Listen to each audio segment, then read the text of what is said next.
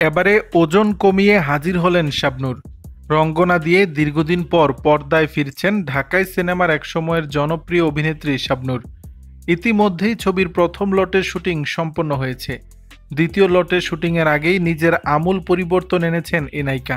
পরিকল্পনা ছিল ঈদুল আজহায় প্রেক্ষাগৃহে মুক্তি পাবে রঙ্গনা, তবে ছবিটির কাজ পুরোপুরি শেষ না হওয়ায় ঈদে প্রেক্ষাগৃহে আসেনি সিনেমাটি।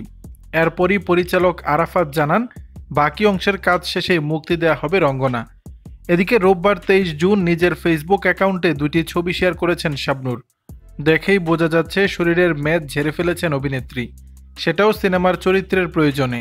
অভিনেত্রীর সেই দুইটি ছবি শেয়ার করে পরিচালক আরাফাত লিখেছেন, গল্পের প্রয়োজনে দ্বিতীয় লটে শুটিংয়ের প্রস্তুতি চলছে পুরোদমে। নায়িকার এমন পরিবর্তন দর্শকরাও বেশ ভালোভাবে নিয়েছেন। পছন্দের নায়িকার কাছ থেকে ভক্তরাও দারুণ কিছু প্রত্যাশা করছেন। তাদের আশা, পর্দায় আবারও পুরনো শাবনূরের দেখা মিলবে।